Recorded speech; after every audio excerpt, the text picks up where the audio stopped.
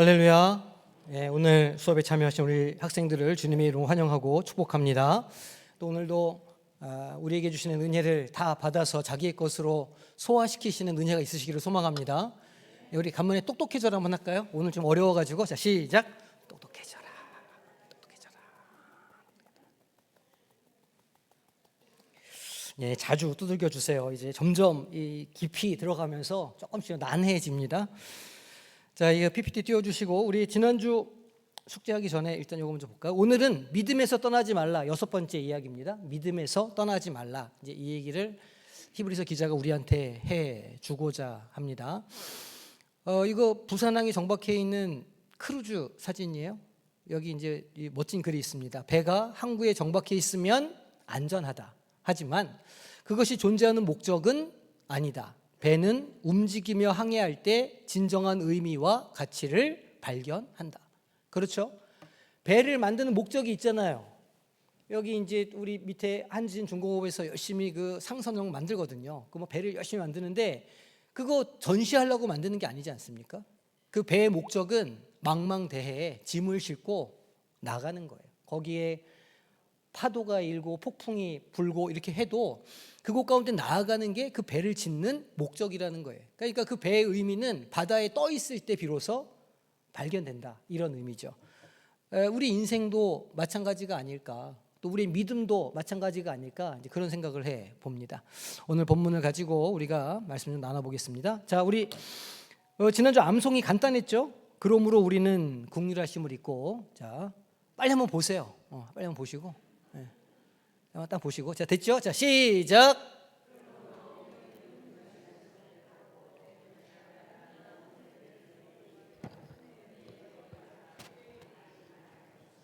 히브리서 은혜의 보좌로 나아갈 수 있다 얘기를 했습니다. 그 하나님의 보좌는 예수 그리스도가 완전히 대제사장으로 단번에 모든 죄를 사하여 주시고 우리를 공감해 주시는 분이기 때문에 우리에게 어떤 문제가 있든 어떤 조건이든 어떤 상황이든 그 보좌는 은혜의 보좌이기 때문에 언제든지 우리가 그 보좌 앞으로 나아갈 수 있다. 이렇게 지난주에 말씀을 드렸어요. 복습을 좀 해보겠습니다. 예수님이 대제사장이라 이렇게 지금 이제 히브리서 기자가 말하고 있는데 왜 그렇게 말을 했죠? 왜 예수님이 대제사장이라는 거예요? 그렇죠. 예수님은 죄가 없으신 분이신데 우리의 연약함을 동정하셔서 자기를 한 번에 들여서 멜기세덱 반차를 따르는 영원한 중보자로 세워지셨기 때문이다. 이제 이렇게 지난주에 설명을 했었습니다. 예수님께서 대제사장이 되시기 때문에 우리가 하나님 앞으로 나아갈 때 예수님을 통해서 나아가면 된다는 거예요. 예전에는 그 제사장 가문을 따라서 레위 가문에 따라 있는 대제사장들을 통해서만 죄를 속죄할 수 있고 하나님께 나아갈 수 있었는데 예수님이 우리의 대제사장이 되시기 때문에 이제는 우리가 언제든지 예수님을 바라보며 나아갈 수 있다는 거예요. 제물도 필요 없어요. 왜냐하면 예수님이 자기 피로 자기 피를 흘려서 그 죄의 문제를 해결해 주셨기 때문에 그래서 이제 우리가 주님 앞에 나아갈 수 있고, 그래서 거기를 은혜의 보좌라 말한다. 지난주에 설명을 했습니다. 자, 두 번째 복습.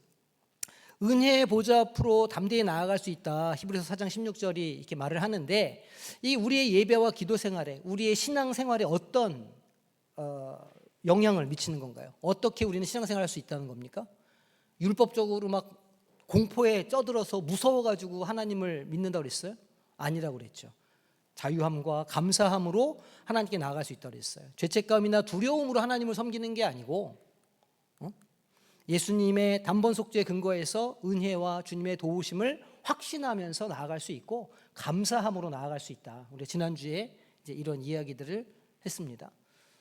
표정들이 처음 듣는 것 같지만 다 마음속에 아마 그 씨앗이 심겨졌을 것이라 제가 이렇게 믿고 제가 진행을 한번 해보도록 하겠습니다. 자, 오늘은 우리가 뭘 배울 거냐면 히브리서 6장 오늘 본문을 통해서 신앙의 초보 단계가 있다는 거예요. 신앙의 초보 단계를 넘어서서 성숙해 가야 된다. 이거를 지금 히브리서 기자가 어떻게 설명하고 있는지를 살펴볼 겁니다.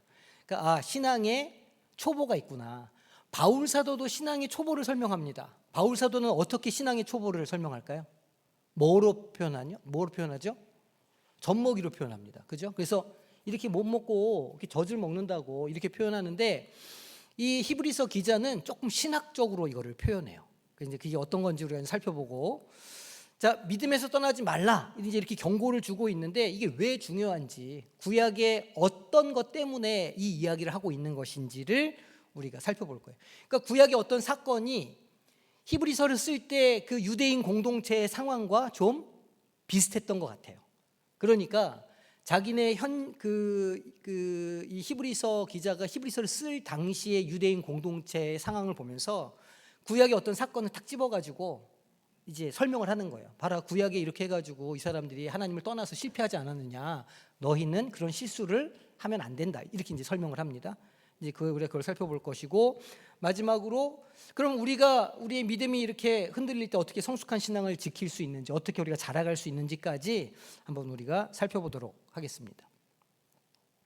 자, 오늘 본문의 구조와 내용을 볼 건데요. 먼저 1절에서 3절까지는 그리스도의 초보를 버려라, 젖먹이 젖을 떼어라, 이런 이야기예요. 완전한 대로 나아가야 된다, 온전해져야 된다, 이렇게 이야기하고 있어요. 그래서 몇 가지를 얘기하는데, 회개, 믿음, 세례, 안수, 부활, 또 심판과 같은 뭐를 넘어서라는 거냐면 초보 교리를 넘어서라는 거예요. 그러니까 바울 사도가 젖먹이라고 표현했던 게 뭐냐면 초보 교리라는 거예요. 그 초보 교리는 처음에 예수님을 믿을 때, 말하자면 초신자 교육할 때 받았던 그런 교리들을 말하는데, 이거를 보면 이 초대교회 유대 공동체가 어떤 교육을 했는지를 우리가 알 수 있는 거예요. 그러니까 처음에 그 교회 공동체가 만들어졌을 때 우리도 이제 세례 받으려면 세례 교육하면서 교리를 배우잖아요. 그리고 우리가 이제 우리도 그 기초 교리반, 중급반, 고급반 이제 교리를 하는데, 우리가 하는 그 교리가 기독교가 가지고 있는 신앙 체계에 대한 설명이거든요. 근데 초대교회의 교리 교육이 무엇이었는지를 우리가 이 말씀을 통해서 알 수가 있어요. 회개란 무엇인가? 믿음이란 무엇인가? 세례는 왜 받는가? 안수는 왜 주는가? 부활은 무엇인가? 심판이 있는가? 이제 이런 게 초대교회가 가지고 있었던, 말하자면 성경 공부의 내용이었다는 거예요. 그런데 이게 뭐냐면 초보 교리라는 거예요. 이게 좀 이따가 다시 한번 자세히 설명하겠습니다. 그리고 4절에서 6절 가면 한 번 빛을 받고 하늘의 은사를 맛본 다음에 떨어져 나간 사람들이 있다는 거예요. 예수님을 믿었어요. 그래가지고 성령을 받고 신앙생활을 잘 했는데, 그 가운데 몇몇 사람들이 다시 예수님을 안 믿는 길로 떠나간 거예요. 유대교로 갔든 아니면 헬라의 이방신들에게 갔다는 거예요. 이런 사람들은 다시 회개하기가 힘들다는 거예요. 마치 이것은 예수님을 한번 십자가에 못 박아서 우리가 구원을 받았는데 예수님을 다시 십자가에 못 박는 것과 비슷한 일이다, 이렇게 되는 거는, 이거는 있을 수가 없다, 두 번의 회개가 불가능하다, 이렇게 이야기하거든요. 그래서 이거의 의미도 뭔지를, 심각한 배교를 경고하고 있어요. 그러니까 이 배교의 의미도 무엇인지를 우리가 좀 자세하게 살펴보겠습니다. 그러니까 먼저 1절에서 3절은 초보 교리를 떠나라, 그 다음에 4절에서 6절은 배교하지 말아라, 이 두 가지. 자, 그리고 7절 8절은 땅이 유익한 채소를 내면 복을 받는데 가시와 엉겅퀴를 내면 그 밭 버려지지 않느냐, 무엇이 없는 신앙은 심판을 불러온다고 그러는 걸까요? 그렇죠. 열매가 없는 신앙은 심판을 초래한다. 그러니까 지금 히브리서 기자는 어떤 이야기를 하고 싶으냐면 자라가라는 거예요. 초보 교리에서 떠나가지고 자라서 열매를 맺는 신앙생활을 해야 된다는 거예요. 그래야 심판에 이르지 않는다는 거예요. 이해가 되시죠? 그리고 이제 끝절까지는 더 좋은 것, 구원에 속한 너희들이 구원에 속해 있다는 걸 내가 확신한다. 그러니까 경고를 주지만 그러나 너희들은 지금 잘하고 있고 분명히 하나님 앞으로 너희들이 나아갈 수 있을 것이다, 이렇게 이제 격려하고 있어요. 사랑과 선행을 부지런히 힘쓰면서 믿음과 오래 참음과 약속을 기업으로 받는 자들을 본받아라, 이렇게 격려합니다. 기업이 뭐라고 그랬죠? 제가 첫 번째 기업이 의미하는 바는 땅이라고 그랬잖아요. 그래가지고 이 땅에 관련해서 이 땅의 관점으로 구약 성경을 보면 하나님께서 아브라함에게 약속하신 기업이 어디냐면 가나안 땅이었잖아요. 그죠? 그런데 그 아브라함, 이삭, 야곱, 요셉이 가나안 기근이 들어가지고 애굽으로 다 피난을 간 거 아닙니까? 애굽에서 한 민족이 형성이 됐어요. 장정만 60만 명, 그죠? 최소 한 200만 명 정도 되는 인구로 불었어요. 애굽 땅에서. 그래서 450년, 430년 혹은 450년 후에 이제 그곳에서 출애굽을 해가지고 다시 자기네들 기업으로 가는 거 아닙니까? 그 기업이 어디예요? 가나안 땅이에요. 아브라함에게 줬던. 그러니까 그 기업으로 갈 때 성공했어요? 아버지 세대는 실패했어요. 자녀 세대는요? 성공했어요. 성공한 아버지 세대 2명이 누구예요? 그렇죠. 여호수아와 갈렙만 성공했잖아요. 그러니까 여호수아와 갈렙이 이끌고 들어간 그 세대를 본받으라는 거예요. 광야 생활 가운데 실패한 사람들을 본받지 말고 그 사람들이 왜 실패했는지를 이제 얘기를 하거든요. 왜 실패했는지 그 사람들 본받지 말고 그 기업에 들어간 사람들을, 그 믿음을 본받아라. 지금 그 얘기를 하고 있는 겁니다. 그러니까 성경에 이렇게 신약이든 구약이든 기업하면 그 땅을 생각하셔야 돼요. 그 하나님께서 주신 약속의 땅 가나안, 이게 첫 번째 의미. 그 다음에 신약 시대에 오면 그 영적인 의미로 그게 뭐라고 그랬어요? 그 기업이 우리가 가는 하나님의 나라, 이 땅 가운데 임하는 하나님의 나라가 하나님의 기업이다. 신약에서는 그렇게 확장되었다 얘기했죠. 기업으로 들어갈 수 있는 건 누구였어요? 아브라함의 자손만 들어갈 수 있었어요. 할례를 받은 자들만 그 기업을 받을 자격이 있었잖아요. 근데 예수님께서 그 벽을 허물어 가지고 이제 믿는 사람들은 다 약속의 땅 그 기업을 받는 자격이 생겼어요. 근데 그 기업은 그 물리적인 땅을 의미하는 게 아니라 하나님의 나라를 말한다. 이거 표정들이 갑자기 덥네. 저기 여기 에어컨 좀 틀어주세요. 에어컨 좀 틀어줘. 이 얘기 제가 여러 번 해서 이제 기억이 나시죠? 기억이 나실 거예요. 이제 신약 시대 그렇게 이제 개념이 변해요. 그래서 우리가 성경에 기업이라는 단어가 나오면 첫 번째 구약에서의 기업의 의미는 땅이다. 두 번째 신약에서의 기업의 의미는, 변한 의미는 하나님의 나라다. 예수님을 통해서 우리가 받을 수 있는 하나님의 나라가 바로 기업이다. 이걸 아셔야 돼요. 그리고 하나님의 나라는 이미 이루어졌어요. 언제 이루어졌을까요? 예수님께서 이 땅 가운데 오셨을 때 이미 하나님의 나라가 이루어졌어요. 그리고 지금은 우리가 하나님의 나라를 이루어 가고 있는 중이에요. 이 땅 가운데 하나님의 나라는 무엇으로 이렇게 나타날까요? 하나님의 교회로 나타나요. 건물이 아니에요. 늘 얘기하지만 이 공동체, 믿음의 공동체가 하나님의 나라의 증거예요. 야, 하나님의 나라가 어떻게 이렇게 맨날 분열하고 싸우고 이렇게 할 수 있지만 하나님의 나라는 그럼에도 불구하고 자라가요. 이 땅 가운데서. 그리고 나서 하나님의 나라는 완성될 거예요. 언제? 예수님께서 다시 오실 때. 자, 이 개념이 중요해요. 이미 하나님의 나라는 우리 가운데 임했다. 이미 임했어요. 예수님 오실 때. 그리고 나서 하나님의 나라는 지금 계속 세워져 가고 있다. 그럼에도. 그리고 하나님의 나라는 또 완성될 거다. 이게 이미와 아직의 신학이에요. 바울 사도가 말하는. 그러니까 우리가 그걸 머릿속에 딱 넣고 있어야 이 신약의 이 사도들이 하는 이야기들을 잘 이해할 수가 있는 거예요. 그러니까 약속을 기업으로 받는 그 사람들을 잘 본받고 여호수아와 갈렙을 필두로 한 그 다음 세대가 믿음으로 가나안 땅을 취했던 것처럼, 실패하지 않았던 것처럼 당신들도 하나님의 나라의 백성이 되기 위해서 믿음의 길을 가야 된다. 이런 지금 논리를 가지고 이야기하고 있는 거예요. 자, 그러면 요점 정리를 해보면 신앙의 초보를 벗어나라는 거예요. 그죠? 신앙의 초보를 벗어나라는 거예요. 그게 기본 교리, 기초 교리에만 머물지 말라는 거예요. 신앙이 그냥 그거 달달달 외우고 그거 아는 것에서 그치면 안 된다는 거예요. 아는 것과 행하는 것은 완전히 다른 것이거든요. 내가 사랑을 문자적으로 사랑의 정의를, 사랑은 뭐뭐 하는 거라고 이렇게 성경 구절을 외우는 것과 그 성경 구절을 마음에 새기고 그 능력으로 살아내는 거는 완전히 다른 얘기잖아요.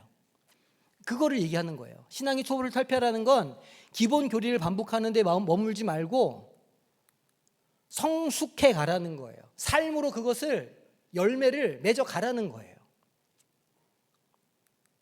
두 번째, 무엇을 경고한다고요? 예수님을 떠나는 것, 배교를 경고하고 있어요. 완전 믿었다가 성령 충만한 은사를 받았다가 다시 떠나가면 회개할 기회가 없다. 이렇게 아주 강력하게 경고하고 있어요. 그런 사람들이 있었다는 거죠. 유대 공동체에 예수님을 잘 믿고 성령 체험도 하고 그랬는데 떠나갔다는 거예요. 아마 그런 사람들이 있었던 것 같아요. 아니면 그렇게 될 위험이 있는 사람들이 있었거나, 그러니까 지금 히브리서 기자가 절대 그렇게 하면 안 된다라고 강력하게 경고하는 거예요. 그리고 무엇을 맺는 이 신앙이 돼야 된다고요? 그렇죠. 사랑, 선행, 믿음, 인내, 이것으로 약속을 기업으로 받으라. 하나님께서 우리에게 약속해 주신 기업이 있는데, 하나님의 나라가 있는데, 그 하나님의 나라에는요 아주 풍성한, 에베소서에 보면 아주 풍성한 비밀한 것들이 거기 가득 담겨 있거든요. 하나님 나라에. 그거를 받으라는 거예요. 그걸 받고 열심히 열매를 맺는 삶을 살아가라는 거예요. 실천하면서. 자, 이 얘기를 우리가 이제 깊이 있게 한번 들어가서 보도록 하겠습니다. 자, 말씀 속으로 들어갑니다. 자, 히브리서 6장 1절과 2절에 열거되어 있죠. 그리스도의 초보 교리에는 어떤 내용들이 있었어요? 처음에 뭐예요? 성경을 좀 읽어보시면 회개.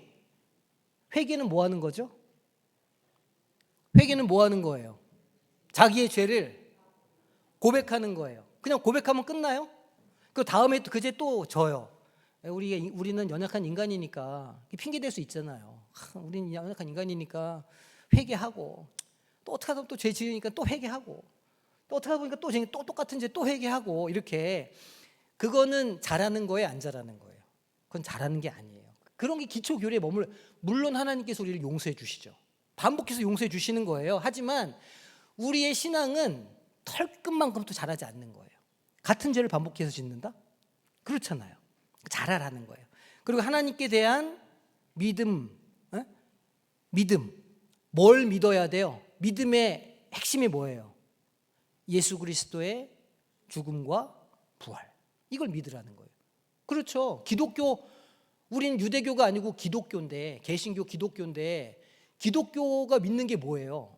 기독이 한자 발음을 그리스도를 음역을 하면 기독이라고 쓰는 거예요. 그러니까 기독교는 그리스도교예요. 예수님 종교라는 뜻이에요.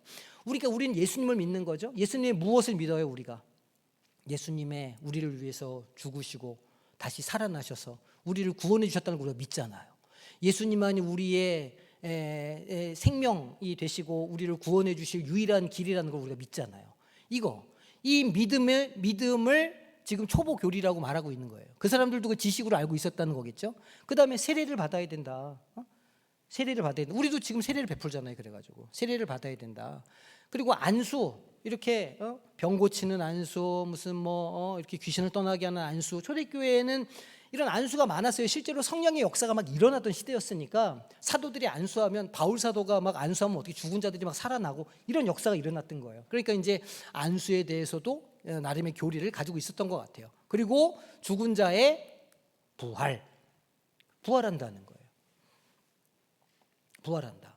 사실은 금방 부활할 줄 알았기 때문에 우리가 이제 동굴교회니 어디니 이렇게 성지순에서 가봤지만 땅에다가 묻지를 않았어요. 초대교회들은 그냥 이렇게 동굴 벽을 파고 거기다가 이렇게 시신을 임시로 이렇게 놔요. 왜냐하면 곧 부활할 줄 알았거든. 죽은 자가 부활한다. 그리고 영원한 심판, 분명히 심판이 있다. 이런 기초적인 교리들을 그 사람들이 알고 있었다는 거예요. 초대교회 기본 교리 목록들이 어떤 것이었는지를 보여주는 실제적인 예가 되기도 해요. 그러면 히브리서 6장 4절에서 6절 말씀에 따르면, 한 번 빛을 받고 하늘의 은사를 맛본 사람이 떨어져 나가면 어떤 문제가 있다고 말합니까? 다시 뭐 하기가 어려워져요? 회개하기가 어려워져요. 우리는 신약 시대를 살아가고 있는 사람들이잖아요. 우리의 회개는 무엇으로부터 얻어지는 거예요? 예수님의 보혈로 이루어지는 거잖아요. 피 흘림이 없은즉 죄사함이 없다 말했는데, 예수님께서 피를 흘리셨기 때문에 우리가 죄사함을 받았다는 걸 우리는 믿잖아요. 그래서 우리가 구원을 받았다고 우리는 생각하는데, 다시 회개하기가 어렵다는 말은 무엇이냐면, 그거를 믿는 사람이 떠나가면 그러면 예수님의 그 보혈의 능력이 부정되는 거 아닙니까? 그럼 다시 돌아와가지고 또 다시 믿으면, 그럼 예수님의 그 단번 속죄가 무효가 됐으니까 예수님 다시 성육신으로 다시 오셔가지고 다시 또 십자가에 달려서 죽으시고 이게 논리적으로 말이 안 되는 거예요. 그러니까 다시 회개하기가 어렵다는 거예요. 불가능하다는 거예요. 다시 예수님 십자가에 못 박는 것과 같은 큰 죄가 되기 때문에 떨어져 나가지 말라는 거예요. 핵심은 떨어져 나간 사람들한테 너네는 끝이야, 끝장이야 이거를 말하려고 하는 게 아니고 떨어져 나가면 큰일 나. 그러니까 떨어져 나가지 말아라 라고 지금 이야기를 하고 있는 거예요. 이거를 잘 이해하셔야 돼요. 그래서 배교에 대한 강력한 지금 경고를 주고 있다는 거예요.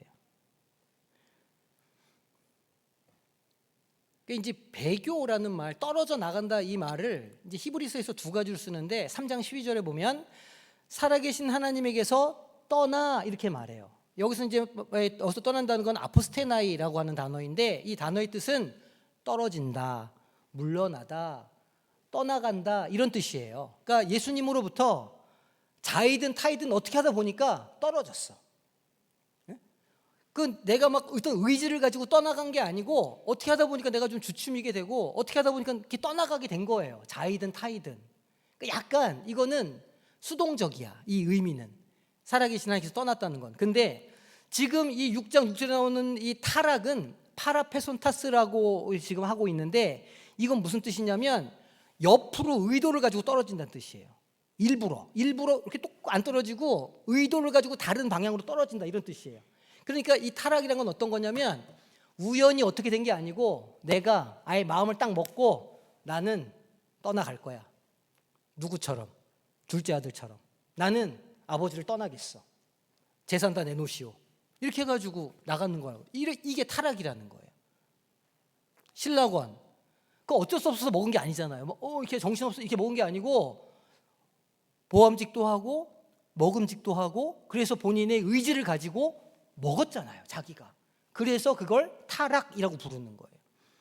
그러니까 살아계신 하나님께서 이 아포스테나이 이렇게 떠나간 사람들은 그래도 약간의 어떤 양보의 여지가 있어요. 근데 타락한 사람들, 6장 6절에 나온 이 타락한 사람들, 옆으로 떨어진 사람들한테는 양보의 여지가 전혀 없는 거예요. 의지를 가지고 떠나간 거니까. 그러니까 그렇게 배교한 사람들에 대해서 그렇게 하면 안 된다. 경고를 하고 있는 거예요.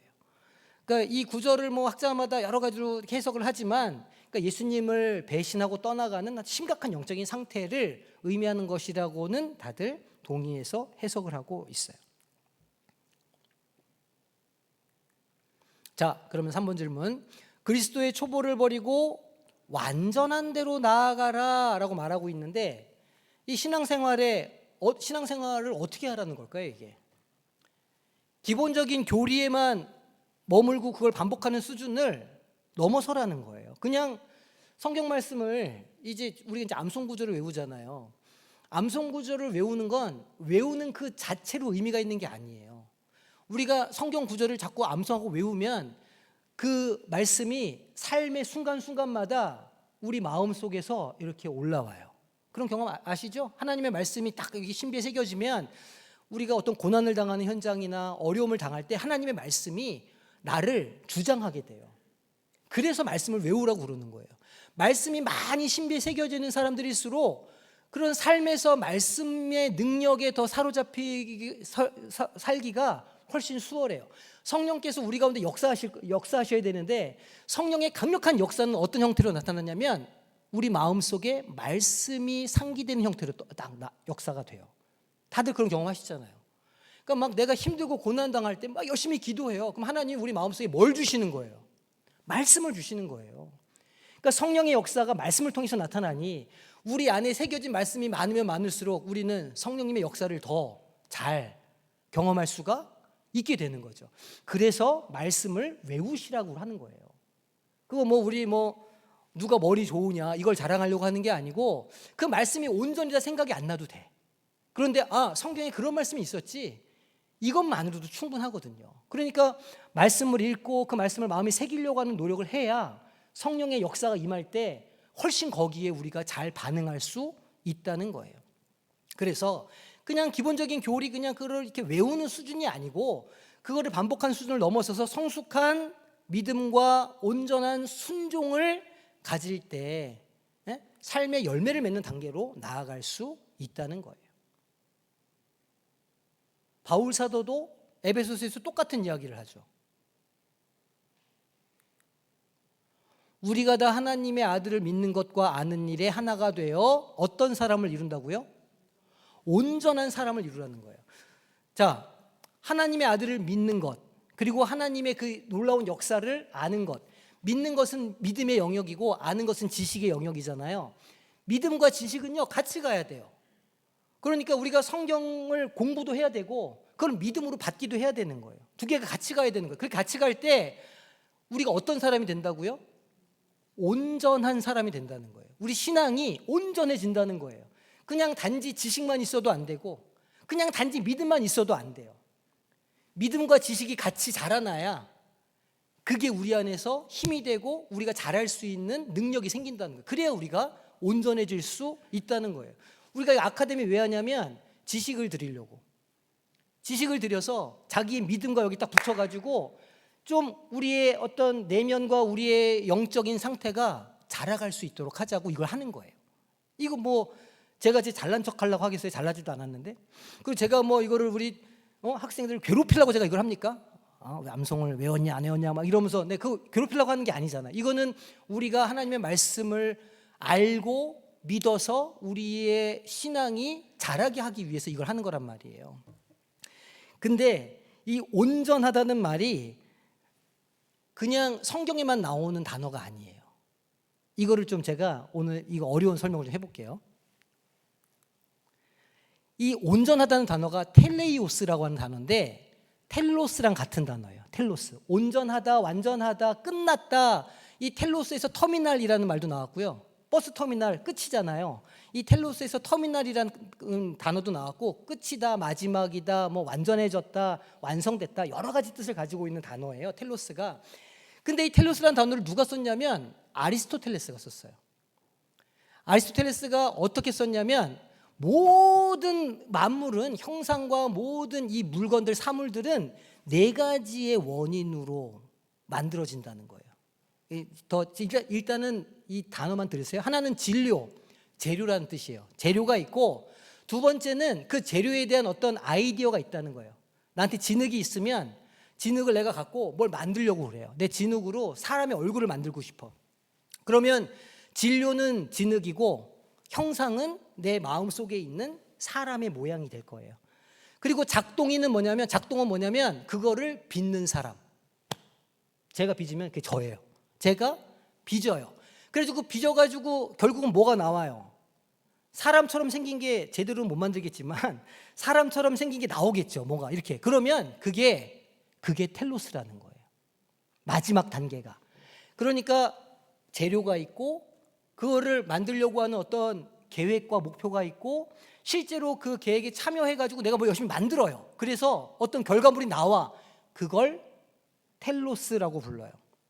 한번 좀 더 쉽게 설명해 보면 저기 베드로 성당 가면은 이 피에타 상이 있잖아요.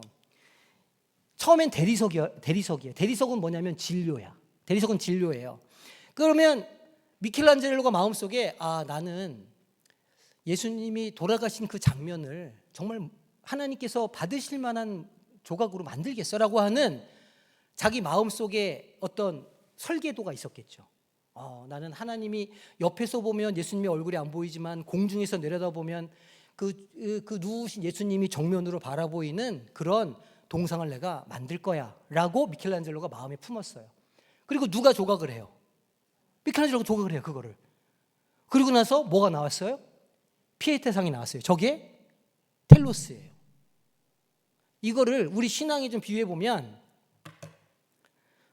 우리가 진료예요. 우리가 이 죄짓고 살아가는 우리가 하나님의 손에 붙들린 진흙 같은 존재예요. 우리가. 그러면 우리를 하나님께 드려요. 그러면 우리를 향한 하나님의 뜻이 있겠죠. 그게 뭐냐면 형상임이에요. 하나님의 마음속에 이정환 목사는 내가 이렇게 빚어가지고 이렇게 성광교회 보내서 이렇게 해가지고 이렇게 성광교회를 안되게 섬기게 할 거야 라고 하는 하나님의 뜻이 저에게 있었어요. 그리고 그거를 조각을 해요. 누가? 하나님이. 정확하게 말하면 성령 하나님이 우리를 조각하는 거예요. 그러면 그걸 조각할 때 재료가 어떻게 해야 돼요? 버팅겨? 안 깎일 거예요. 막 이렇게 하나님이 탁 손을 대시는데 손 탁 안 해. 만지지 마, 나 건들지 마요. 막 이렇게 해요. 그렇게 할 수도 있지. 그렇게 하는 게 뭐라고요? 그게 타락이라고. 그렇게 하는 게 떠나가는 거예요. 그러니까 하나님께서 성령을 통해서 우리의 삶을 이렇게 하실 때, 성경 역사하실 때 우리를 내어 드려야 돼요. 그렇게 되면 뭐가 된다고? 우리를 향하신 하나님의 텔로스가 완성된다는 거예요. 아까 뭐라고요? 어떻게 된다고요? 우리가 온전해진다고요. 우리가 온전해지는 건 우리 스스로 막 열심히 하려고 온전해지는 게 아니에요. 그리고 내가 내 마음대로 내가 이렇게 살아야지 해서 우리가 온전해지는 게 아니에요. 성경에서 말하는 온전해지는 건 하나님의 뜻이 내 삶에 무엇인지를 깨닫고, 그리고 그렇게 되기 위해서 내 힘이나 내 능력이 아니라 누구에게 나를 맡겨서, 성령 하나님께 나를 맡겨서 성령님이 나를 빚어 가시도록 하는 거, 그렇게 해야 우리는 온전함에 다다를 수 있어요. 이해가 되시죠? 그러니까 히브리서 기자가 모르긴 몰라도 이 아리스토텔레스를 잘 알고 있었던 것 같아요. 그러니까 이렇게 논의를 이어가는 거죠. 그러니까 단순하게 어떤 지식이나 의식을 그냥 알고 외우는 그런 수준이 아니라 그 가르침, 그 말씀에 담긴 뜻이 그 사람의 삶에서 진료, 말씀이 우리 안에 들어오면 진료잖아요. 그냥 그 진료야. 그러면 이제 우리가 그 말씀을 막 고민을 해요. 이 말씀의 뜻은 뭐야? 그러면 이제 우리가 이 말씀의 의미를 캐치를 했어요. 그게 뭐냐면, 말하자면 그게 이제 형상을 우리가 거기다 갖는 거예요. 그리고 우리를 성령님께 맡겨요. 그럼 성령님께서 그 말씀에 맞춰서 우리를 변화시켜 가시는 거예요. 그렇게 살다 보면 우리가 어떻게 된다? 온전해진다. 텔로스의 존재가 된다는 거예요. 실제 삶에 뿌리 내려서 사랑과 성령의 열매를 맺는 상태를 만든다. 그래서 바울 사도는 이런 상태, 이런 텔로스의 상태를 뭐라고 말하냐면 그리스도의 장성한 분량이라고 설명하는 거예요. 조금 어렵죠? 그래도 이해가 되셨어요? 잘 따라오고 계십니까? 자, 3번. 그리스도의 초보를 버리고 완전한 대로 나아가라, 이렇게 말했는데 이것은 신앙생활에서 어떻게 하라는 걸까요? 신앙 초보와 성숙은 지식뿐만 아니라 인격과 순종의 차원을 포괄한다는 거예요. 전인적이라는 거예요. 텔로스, 이 완전함은 성숙과 완성을 의미해요. 누구에 의한? 그게 중요해요. 누구에 의한? 성령님, 성령 하나님에 의한. 우리의 힘으로 되는 게 아니에요. 내가 뭐 성경 읽고 내가 성경 지식을 깨닫고 내가 막 성경으로 막 은혜를 받고 내가 성경 말씀 읽는다고 내가 스스로 은혜를 받을 수 있나요? 아니에요.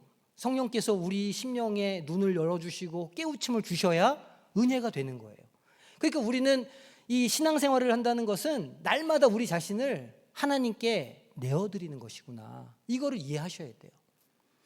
그렇게 하면 자기 공로를 말할 수 없겠죠. 내가 그동안 이거 얼마나 내가 했는데, 내가 어떻게 살아왔는데, 이런 얘기를 할 수가 없는 거예요. 왜냐하면 그것을 이루시는 분이 누구라고? 하나님이시니까. 다 하나님이 하시는 거기 때문에 교만할 수가 없는 거죠. 자, 한 번 빛을 받고 떨어져 나간 경우를 두고 히브리서 저자가 이렇게 엄중하게 경고를 하는 이유가 뭐냐는 거예요. 저주를 선포하려고 하는 것이냐? 아니라는 거죠. 예수님의 희생을 알면서도 배반하는 것은 다시 십자가에 못 박는 것과 같은 심각한 십자가의 모독, 신성 모독이기 때문이다는 거예요. 그렇게 할 수 없다는 거예요. 예수님의 무슨 보혈을 뭐 자기 마음대로 막 씻었다가 말았다가 이렇게 할 수 있는 거예요. 그거 아니라는 거예요. 예수님께서는 전 인류를 위해 단 한 번에 다 속죄를 하셨는데 그렇게 속죄를 받고서도 예수님을 부정하고 떠나가면 그게 말이 안 된다는 거예요. 그렇게 하지 말라는 거예요. 믿음에서 영원히 떠나는 것이 구원 역사에 얼마나 치명적인 것인가를 환기시키고자 하는 것이다. 비난하고 비판하려고 하는 것이 아니라는 거예요. 구약에도 배교 사건이 나와요. 구약에서 잘 아시는 가장 심각한 배교 사건은 뭘까요?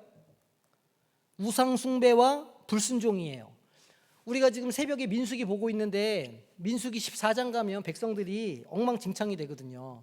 물을 달라. 예? 또 뭐 달라고 그래요? 고기를 먹게 해달라. 왜 우리를 이렇게 힘들게 하느냐? 또 모세가 저 산 위에 올라갔을 때 하나님을 보여달라. 별의별 일들 다 하잖아요. 그리고 이제 막판에 마지막 하나님께서 마음을 이렇게 딱 닫으신 때가 언제예요? 가데스 바네아에서 12명의 정탐꾼을 보냈는데 갔다 와서 그 사람들이 뭐라고 그래요? 우리는 뭐 같다고? 우리는 메뚜기 같다고. 자기네들은 메뚜기 같겠죠. 하나님이 계시면 그 메뚜기도 승리할 수 있거든요. 근데 그런 믿음 다 내팽개치고 원망하고 별의별 말을 다 하는 이 극심한 심판 대상이 있었다는 거예요. 배교했다는 거예요. 결국 그래서 1세대가 하나님의 나라에 그 약속의 땅 기업을 받지 못했다는 거예요. 내 영광과 애국과 광야에서 행한 내 이적을 보고서도 그렇죠. 10가지 재앙 경험했죠. 심지어 바다 사이를 걸어갔잖아요. 그리고 바다가 덮이면서 그 이집트의 군대가 죽는 걸 두 눈으로 봤잖아요. 그 광야 그 바위에서 샘이 솟는 것도 봤고, 하나님께서 메추라기를 보내셔가지고 한 달 내내 입이 물리도록 고기를 먹이시는 것도 체험을 했고, 만나, 별의별 거를 다 체험을 했어요. 근데도 나를 10번이나 나를 시험하고 내 목소리를 청종하지 아니한 그 사람들은 내가 그들의 조상들에게 맹세한 땅을 결단코 보지 못할 것이요. 그러니까 이 불순종이 얼마나 무서운 죄인지, 나를 멸시하는 사람은 한 사람도 그것을 보지 못하리라라고 말씀하시는 거예요. 그러니까 우상숭배와 불순종은 극심한 심판의 대상이 된다는 거예요. 봐라, 우리 조상들이 광야에서 이렇게 살은 거야. 그러니까 우리는 이렇게 살면 안 되지. 배교하지 말고 하나님께 순종하자라고 말하고 있는 거예요.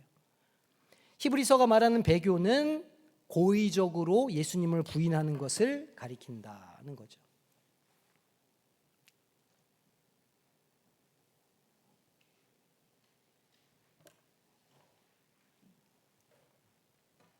자, 5번.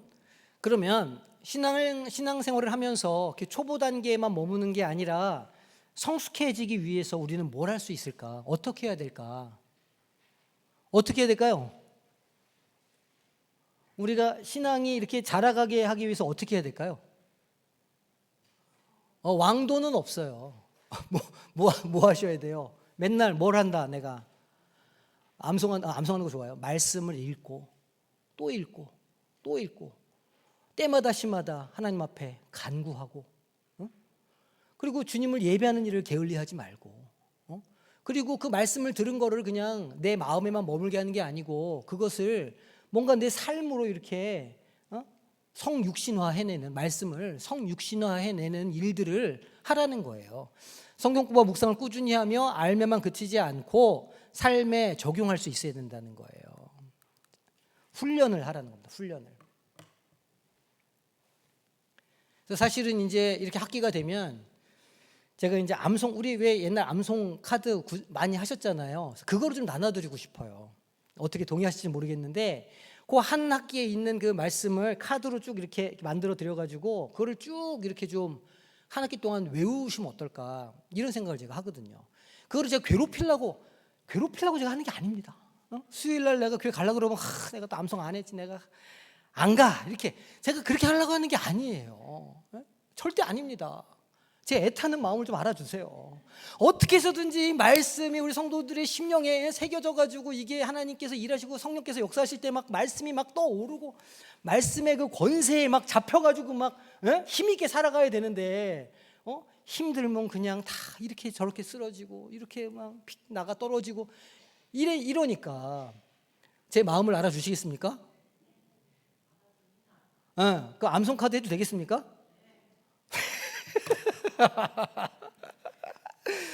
자, 사랑과 선행을 적극적으로 실천하고, 그러니까 예수님께서 율법의 강령이 뭐라고 그랬어요? 하나님을 사랑하고 내 이웃을 뭐와 같이? 내 몸과 같이 사랑하라고 말씀하셨잖아요. 그게 선지자의 강령이라고 말씀하셨잖아요. 내 옆에 있는 사람을, 내 앞에 있는 사람을, 뒤에 있는 사람을 나 자신을 사랑하는 것처럼 사랑하라고 하는 이 말씀을 실천하는 거야말로 하나님의 말씀을 따라 사는 거 아니겠어요? 그렇게 해야 된다는, 그렇게 해야 우리가 성장해 간다는 거예요. 자라갈 수 있다는 거예요. 내 젖먹이로 머물러 있는 게 아니고 점점 이렇게 신앙이 진보할 수 있다는 거예요. 그래서 기도와 예배에서 더 깊은 믿음을 추구하고 성령 인도에 순종해야 된다는 거예요. 성령께서 역사하실 때 순종해야 된다고. 제가 여러 번 말씀드리죠. 갑자기 어느 날 내가 성경을 읽어야 되겠는데 이런 마음이 들어요. 그러면 그 성경을 읽으라는 마음을 사탄마귀가 주겠습니까? 그럴 리가 없잖아요. 옆집 사람, 뒷집 사람이 그런 얘기를 설령 했다고 그러더라도 내 마음에 그런 마음을 이렇게 불러일으키는 분은 누구예요? 성령님이에요. 그럴 때 순종하시라는 거예요. 내가 근데 진짜 난 새벽 난 새벽 막 이랬는데 갑자기 어느 날 새벽을 좀 나가라 이렇게 마음속에 성령님이 마음을 줘요. 그러면 어떡하라는 거예요? 여기로 오라는 게 아니에요. 가까운 데 가셔도 돼요. 근데 문제는 뭐냐면 성령께서 우리에게 어떤 마음을 주실 때 우리 머릿속에 뭐가 떠오를 때 그거에 순종해야 된다는 거예요. 그렇게 순종할 때 거기서 기적이 일어납니다. 그렇게 순종하기 시작할 때 우리 삶에 변화가 나타나기 시작하는 거예요. 그 성령께서 그렇게 말씀을 주시는데도 그걸 못 깨달아. 그렇게 말씀 읽어라. 이건 기도해야 된다. 이거는 용서해야 되는 건다. 막 마음에 막 주시거든요. 말씀을. 근데 딱 이렇게 하고 안 듣는 거예요. 일부러. 그러면 돼요, 안 돼요? 그래, 안 된단 말이에요. 그러니까 성령 인도에 순종하셔야 돼요. 자, 에베소서 4장 13절에서 15절. 우리가 하나님의 아들을 믿는 것과 아는 일이 하나가 되어 그리스도의 장성한 뭐가 돼야 된다고요? 그리스도의 장성한 분량으로 자라가야 된다는 거예요. 이 분량, 내가 이제 이건 여기다 안 써놨는데요. 이 분량을 이 헬라어로 뭐라고 하냐면 메트론이라고 불러요. 이 분량, 이 단어. 그리스도의 장성한 분량할 때 이 단어가 뭐냐면 메트론이에요.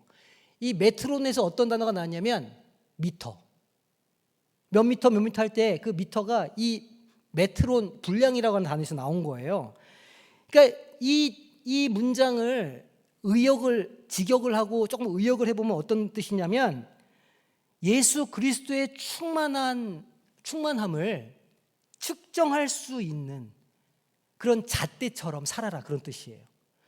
저 사람을 보니까 예수 그리스도를 믿는 사람이 저런 모습이구나. 그 사람을 딱 보니까 그 사람이 측량이 돼. 뭐가 측량이 돼요? 예수님의 삶이 어떤 것인지를 그 사람을 보니까 알겠어. 측정이 돼. 그 분량이 보여. 미터법으로 봐서 저 사람이 이만큼 자랐네? 그게 보인다는 거예요. 그렇게 하라는 거예요. 내가 그리스도인인 걸 주변 사람들이 이제 우리 이 라인에 사시는 분들이 다 제가 목사인 걸 알거든요. 더 조심하게 되는데 그래서 얼굴 보고 인사하면 목사님이고 인사를 하시는 거예요. 그러면 제가 너무 부담스럽잖아요. 하나님 그런 부담을 갖고 살라고 그러는 거예요. 왜냐하면 그리스도인이니까. 그리스도인이면 그리스도의 장성한 분량이 어떤 것인지를 보여줄 수 있는 잣대가 돼야 된다고요. 내가 기준이 돼야 된다는 거예요. 저 정도 되면 예수 믿는 사람. 저 정도 하니까 저 예수 믿는 사람이구나 라는 걸 보여줄 때까지 자라가라는 거예요. 그런 면에서 우리는 몇 센치나 자라셨습니까? 그간 신앙생활을 오래 해왔는데 우리는 몇 센치나 예수님의 분량까지 자라가셨습니까? 우리가 다 하나님의 아들을 믿는 것과 아는 일에 하나가 되어 온전한 사람을 이루어. 아까 온전하다 얘기했죠. 그리스도의 장성한 분량이 충만한 데까지 이르리니, 왜냐하면 우리가 이제부터 어린아이가 되지 않아서 사람의 속임수와 간사한 유혹, 그냥 삶에 있는 그 여러 가지 유혹이나 탐심에 빠져가지고 허덕이고 막 세상에 한눈을 팔아가지고 또 세상에 빠져가지고 이렇게 산 이런 게 아니라 요동하지 않게 하려 하라는 거예요. 어떻게 하는? 그래서 오직 그 주님의 사랑 안에서 참된 것, 옳은 것을 해서 모든 일에 주님의 모습까지 우리가 자라가야 된다는 거예요. 그래서 예수님을 우리의 머리라고 부르는 거예요. 그리스도라고 부르는 것이고. 나는 오늘 몇 센치인가 한번 생각해 보시기 바랍니다. 나는 몇 미터 돼 있는가? 예수님의 충분한 분량에 나는 몇 미터나 가 있는 사람인가? 한번 생각해 보시기를 바랍니다. 실천적인 헌신이 필요하다는 거죠. 교회 안에 여러 가지 사역도 있고 또 꼭 교회가 아니더라도 이렇게 주변의 이웃들이나 어떤 세상을 도울 수 있는, 세상을 이렇게 구하기 위한 여러 가지 노력들이 있을 수가 있어요. 그런 거에도 우리가 열심히 참여해 보자는 거예요. 자, 6번 질문. 떨어져 나간다라고 하는 배교의 경고가 주는 의미가 무엇이냐? 이 경고는 고의적이고 완강한 배교 상태를 말하는 것이기 때문에 진정으로 회개하고 돌아오려고 하는 자에게는 여전히 무엇이 있다고요? 은혜가, 회개할 수 있는 기회가 있다는 것을 기억하라는 거예요. 너는 떨어져 나갔기 때문에 넌 지옥 갈 거야, 이렇게 말하고자 하는 게 아니고, 예를 들면 우리가 우리 애들을 혼낼 때 너 나가, 집에 들어오지 마, 이렇게 혼내잖아요. 그거 나가라는 얘기입니까? 그 아들이 아이고야 내가 집을 나가야 되겠다 그러고 엄마한테 혼났다고 집을 나가버리면 그게 뭡니까? 그게 아니잖아요. 너 한 번만 더 그러면 너는 집에서 쫓아낼 거야, 이 얘기는 그렇게 하지 말라는 거잖아요. 똑같은 얘기입니다. 배교하지 말라, 배교하면 다시 회개 못해, 이 이야기는 너는 그런 사람이니까 넌 끝이야 라고 말하는 게 아니고, 그러니 조심하고 언제든지 하나님께로 다시 돌아와라, 은혜가 있다라고 강조해서 이야기를 하는 거라는 거예요. 만일 우리가 우리 죄를 자백하면 그는 미쁘시고 의로우사 우리의 죄를 사하시며 우리를 모든 불의에서 깨끗하게 하신다. 뭐 할 때? 우리가 우리의 죄를 자백할 때, 회개할 때 우리를 용서해 주신다는 거예요. 모든 불의에서. 경고는 방종을 막으려는 것이 목적이지 구원을 쉽게 잃어버린다는 뜻이 아닙니다. 성숙을 촉구하는 그런 동기를 부여하는 것으로 이해하시면 된다는 거예요. 그래서 막 이거 가지고 또 막 어떤 이단들이 뭐 구원을 받았네, 뭘 어쨌네, 이렇게 막 하거든요. 그런 문자적인 의미가 아니라는 거예요. 자, 히브리서 6장 9절에서 12절에 더 좋은 것, 구원에 속한 것에 대한 확신을 언급하고 있어서 이것을 읽는 사람들을 격려하고 있다. 막 믿음이 흔들리고 어떡하지 이런 사람들에게 지금 위로와 격려의 말을 주기 위한 것이라는 거예요. 즉 경고 뒤에는 소망의 메시지가 이어지는 형태로 기록을 하고 있다는 거죠.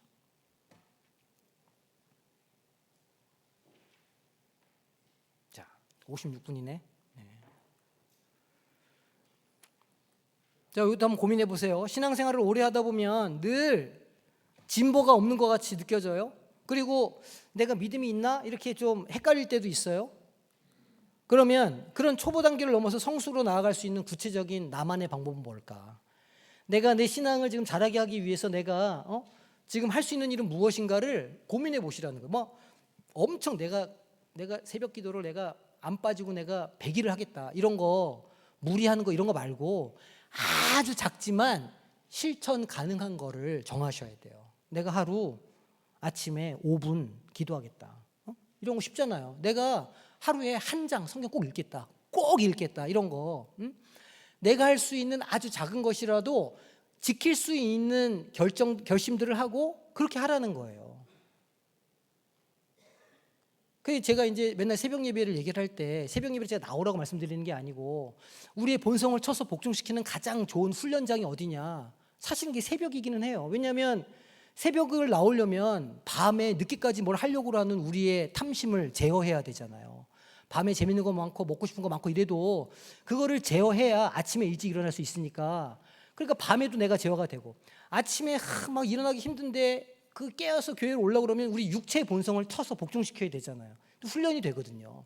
그렇게 와서 교회 오면 또 어쨌든 와가지고 말씀 듣고 기도를 해야 되니까 그것도 훈련이 되고, 그 보니 새벽 예배가 여러모로 우리의 어떤 이런 신앙을 성장시키는 훈련장이 되는구나, 그걸 내가 이해하니까 그러면 가능하면 새벽 기도회를 작정해 보세요라고 말하는 거예요. 새벽을 나와라 하는 게 아니고. 우리가 다다음 주에 이제 특세가 있잖아요. 그럼 어쨌든 특세는 작정하고 나오시잖아요. 뭐 1년에 3번밖에 안 하는 거니까. 그러니까 이렇게 나오시거든요. 그럼 일주일 나와 보시면 그럼 일주일 더 해볼까? 조금 더 해볼까? 이렇게 뭔가 좀 자기를 계속해서 훈련시키고 이렇게 진보할 수 있는 여건들을 만들어 가 보시라는 거예요.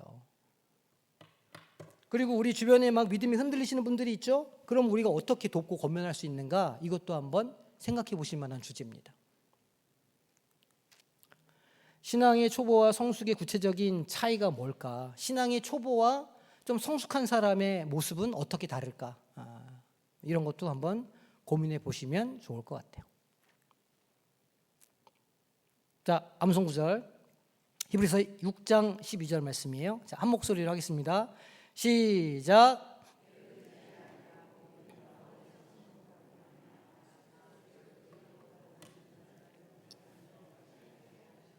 히브리서 6장 12절 말씀 맞아요.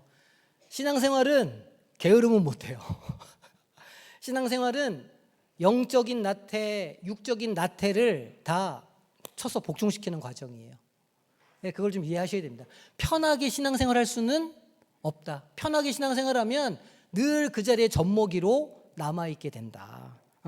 하나님이 막 일을 시키시고 막 뭔가를 할 수 있도록 부어주셔서 정말 하고 싶은데 어린아이로 있으면 하나님이 주실 수가 없잖아요. 준비가 되고 우리의 믿음의 그릇이 커지고 우리가 뭔가 인내하면서 하나님의 어떤 일을 이룰 수 있는 준비가 됐을 때 하나님은 그 위에 기름을 부으시거든요. 하나님께서 우리 모든 성도들에게 그런 기름을 부어주시기를 소망합니다. 뿐만 아니라 우리 교회 가운데 하나님께서 기름을 부어주셔서 하나님의 역사가 막 우리 교회 가운데 일어나기를 소망합니다. 네. 할렐루야.